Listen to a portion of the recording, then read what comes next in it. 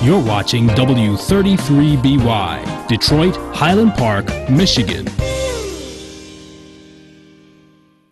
The views and opinions expressed on the following show are not necessarily the views and opinions of W33BY, its affiliates, management, or sponsors.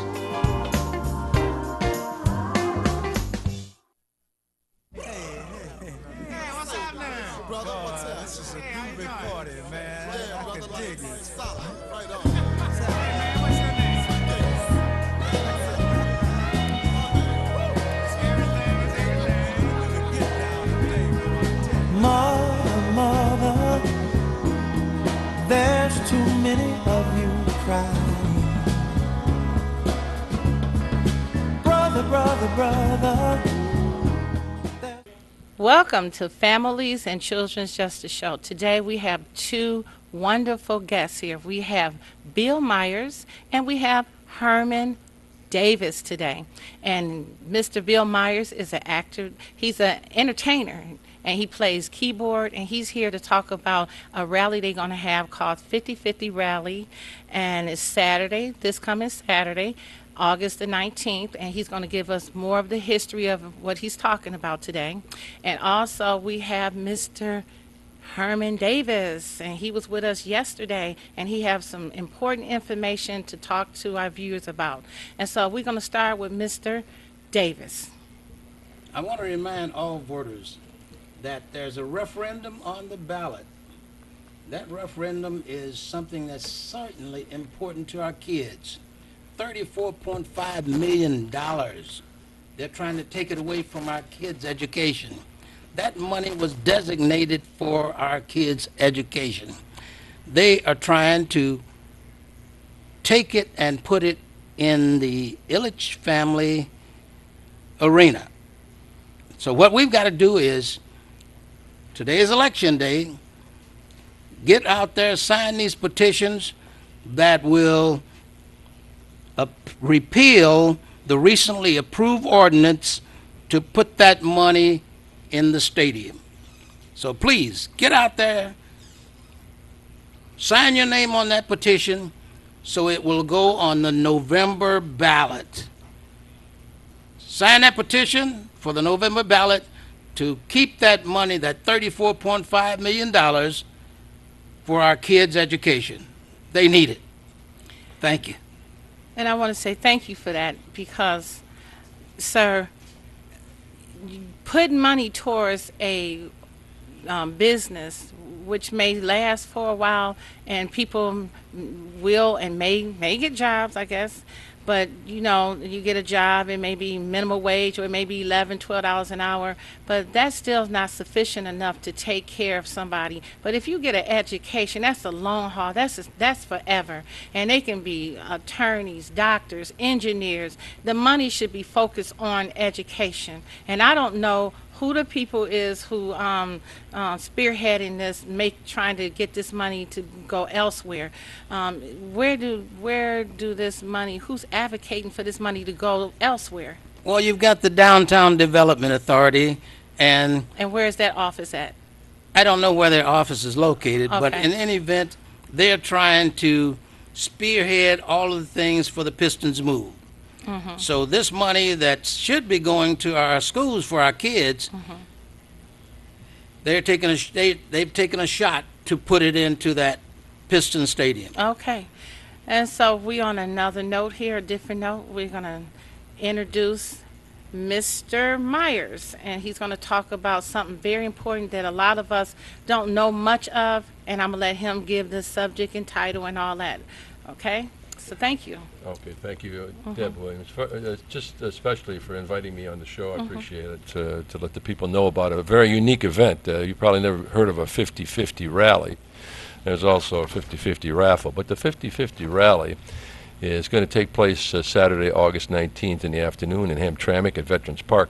And it's actually 50/50, referring to 50 years since the Detroit Rebellion that people are talking about now all over Detroit. Some people still call it a riot. And the other 50 stands for 50 years of occupation of Palestinian land In 1967, many things took place, but I mean two especially important ones that deal with the local community is the rebellion in Detroit, which was not just a 5-day affair. It was a result of long years, many decades of persecution and racism, and it didn't stop after that either. And the way Palestinians are treated in Palestine right now is also horrible. And so we decided to have a 50-50 rally to bring people's attention to the idea that there's many parallels between these two issues. This is a fight for justice for people. The Palestinians have lost their land a long time ago in '48 after World War II. The UN decided to split up Palestine as it existed, and Palestinians weren't too happy about that, so they didn't really want to participate in it. Like it's like someone coming to your house and saying, "Hey, by the way, someone's living in your house now, and we solved the problem. We're going to give half of your house to the people who just invaded your house, and the other half to you." Well, the Palestinians didn't like that idea, so they didn't really participate. So, as a result, the UN created Israel, and a small part was Palestine, which is now called the Gaza and West Bank. So that's the major tension in the Middle East, and that's really what's causing a lot of problems in the Middle East. That one issue that started years ago in '48. Well, in 1967, the same year as we had our rebellion, there was a 6-day war in that area, and Israel and its military came in and occupied the lands of that were designated for Palestinians, called the West Bank and Gaza. Not a lot of territory; it's very small.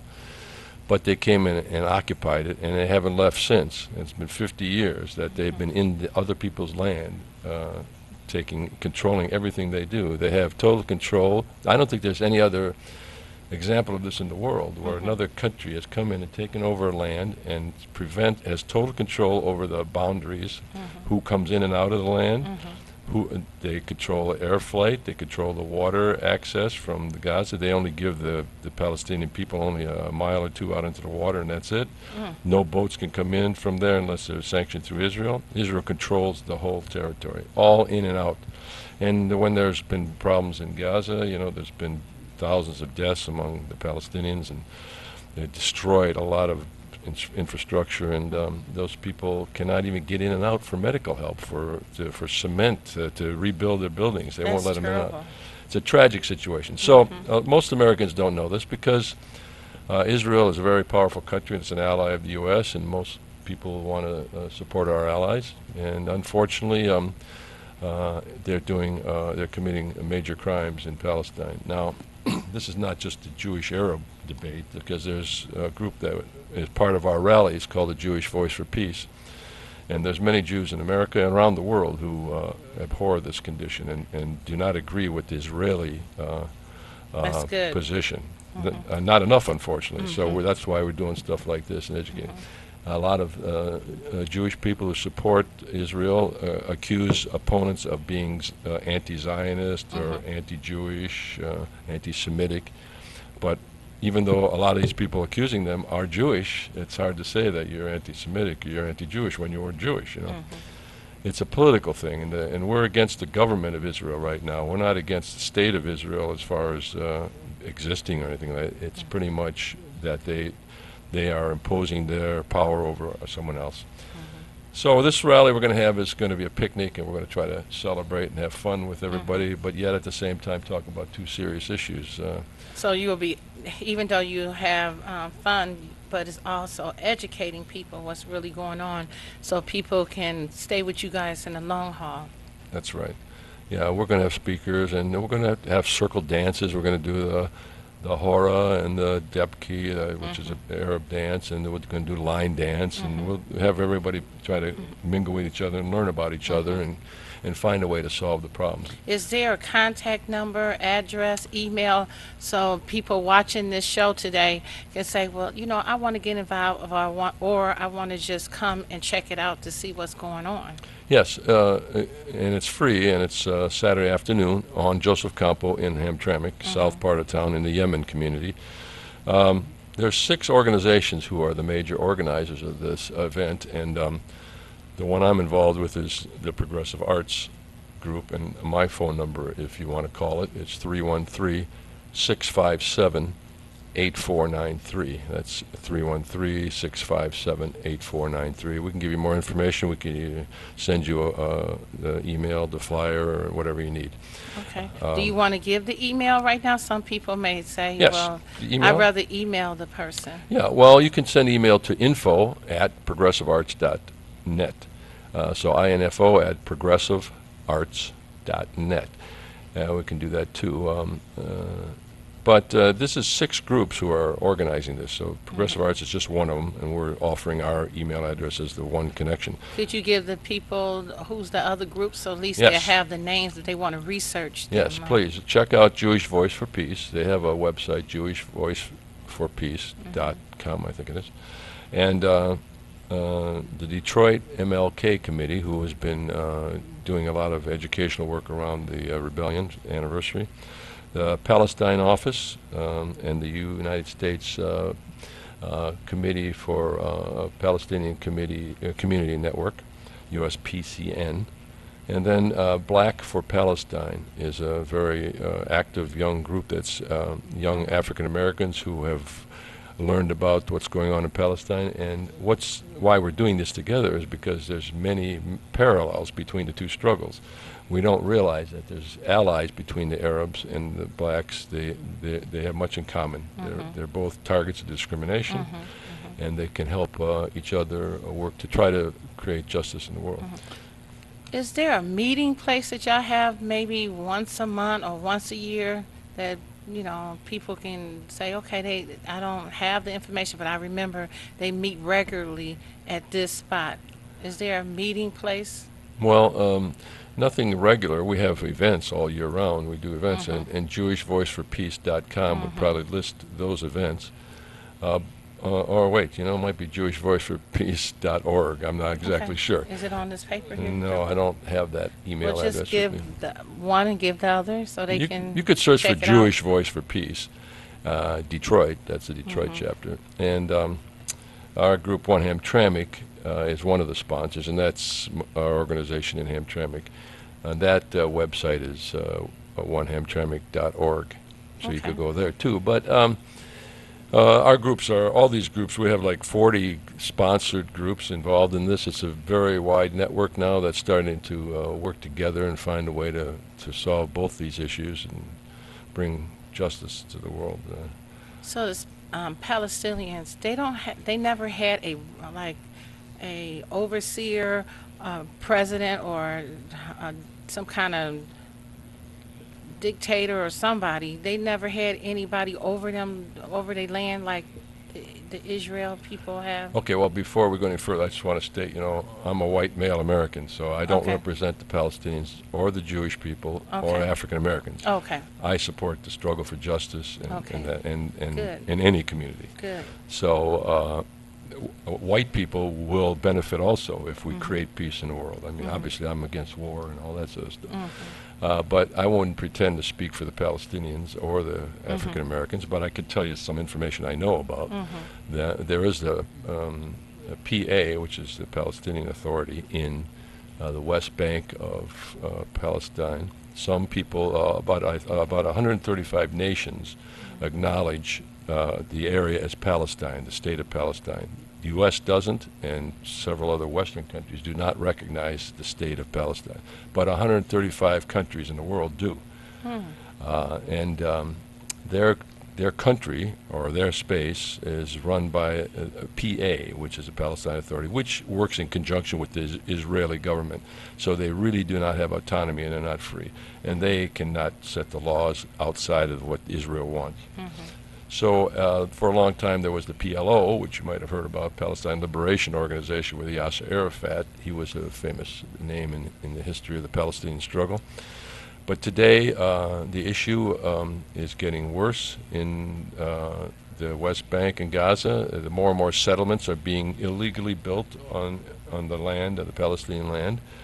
And the U.S. now, with our new president, is even more gung-ho to support this pillage and rape of the Palestinian community and land So we have to bring more information to the public, and that's why true. your show is so important. Thank you for letting us talk about it. Yes, thank you for that history. Thank you for that.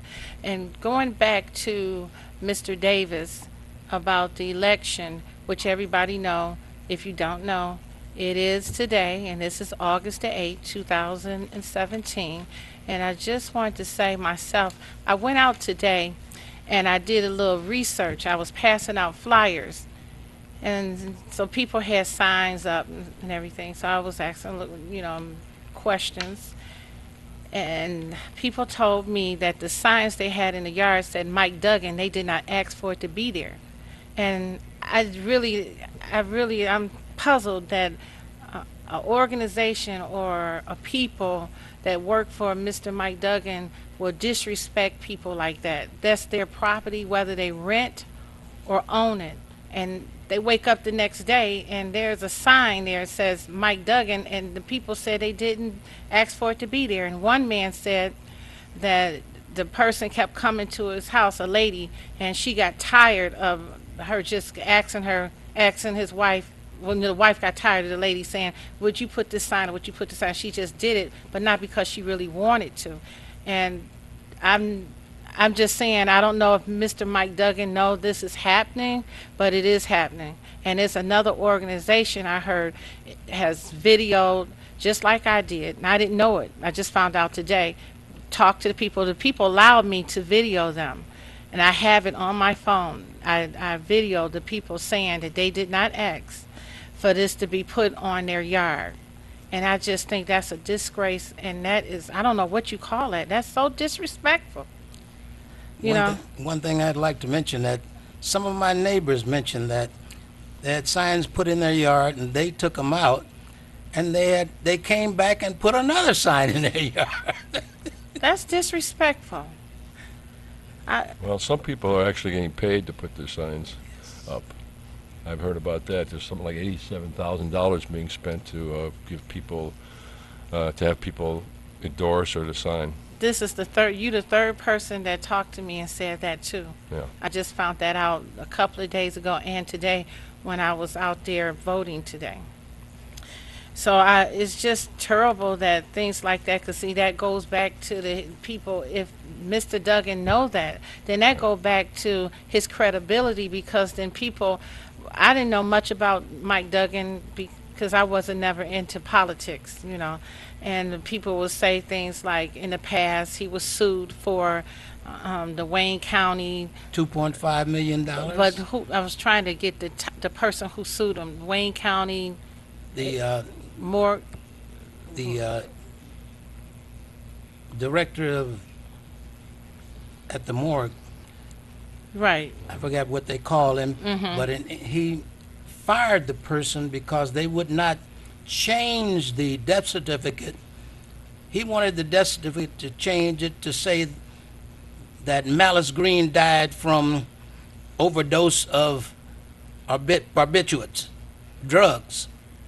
But the health department would not change it.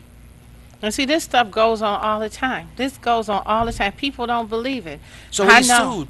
He sued in 1993 because he was fired. And in 2000, the jury granted him $2.5 million. He sued Duggan, who was the prosecutor.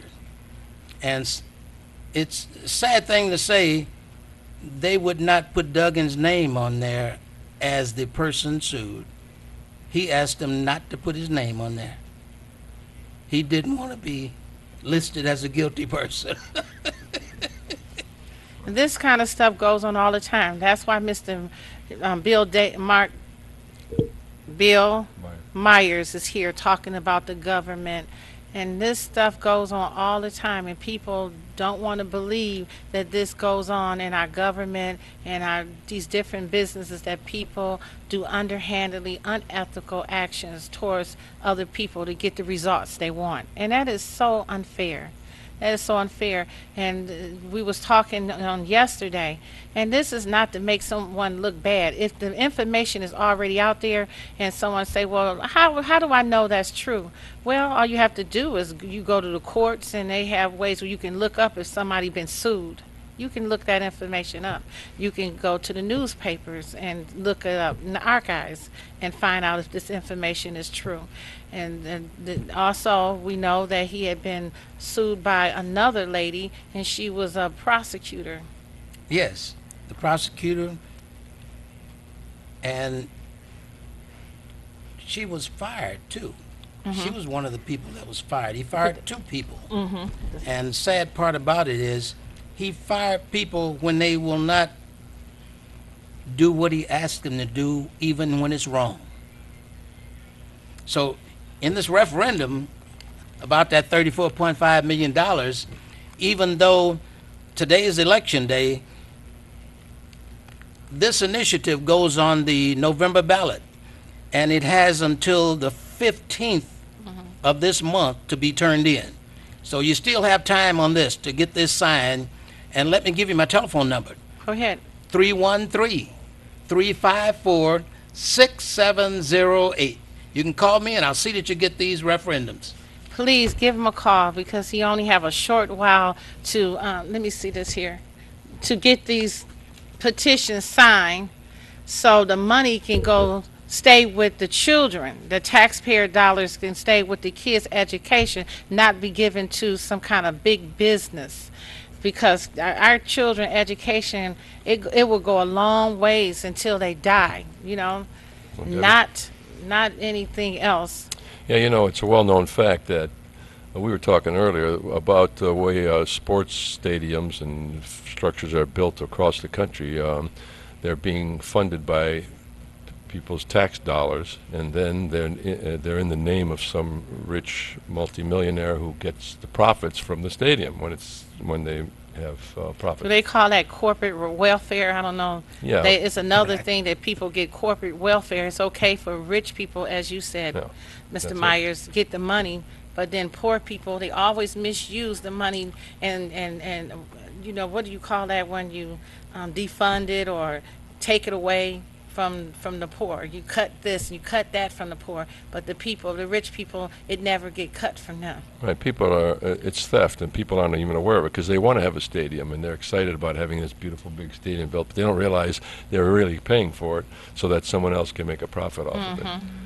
The people don't benefit financially. In the city, that's the whole process of privatizing. The whole country is Right. being privatized, taking property and land from people. And I want to go back to Mr. Myers. I want to go back to Mr. Davis here. When I was talking about the Wayne County prosecutor, why did she sue him? I don't understand. There were some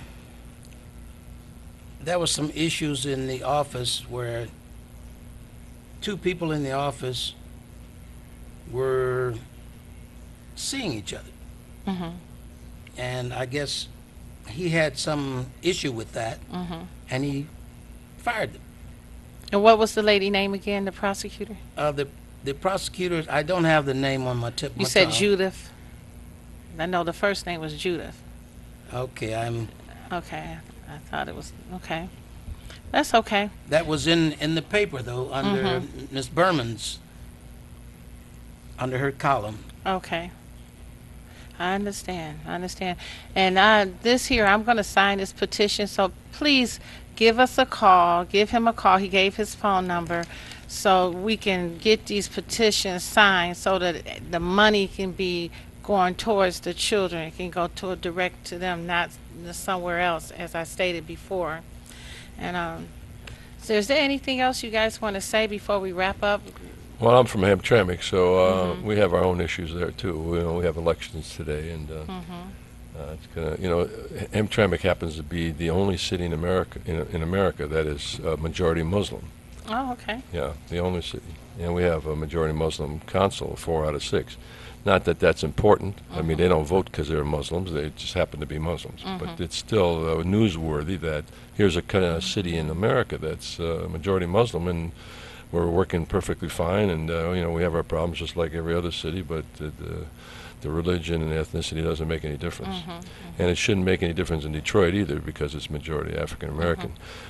We should all be working together to make the city better. But we have our issues in America of racism and Islamophobia.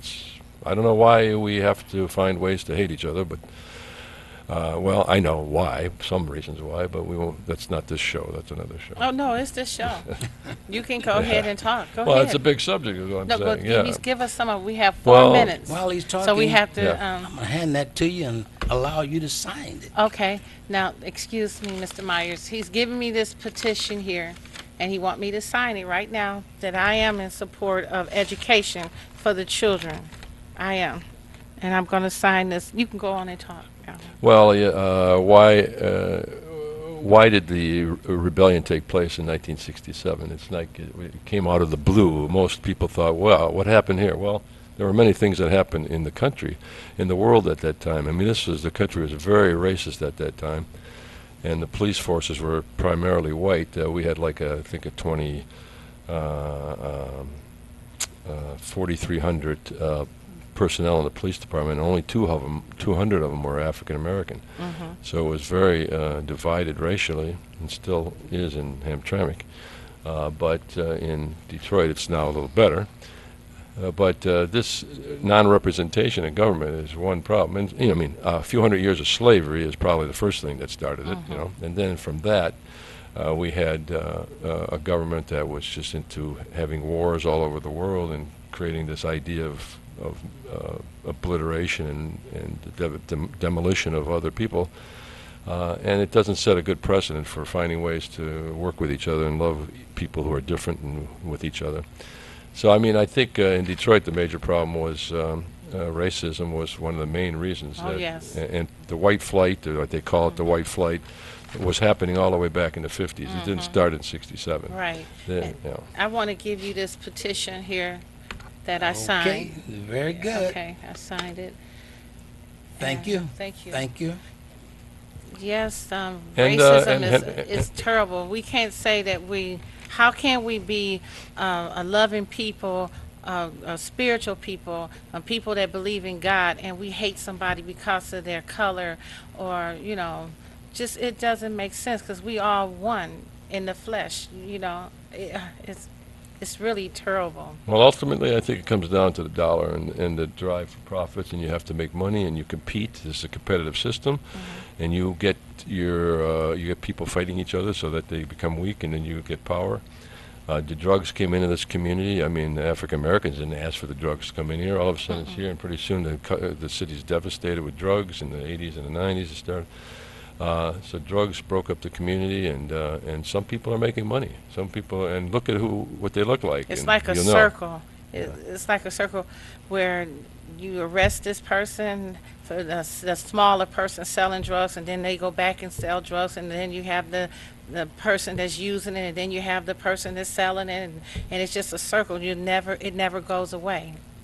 Yeah, I so don't we have to know. find a way to get rid of it. And it That's seemed like they can't get rid of it because we got all this high technology. But I want to say thank you for joining us. My name is Debbie Williams, and also we are on YouTube.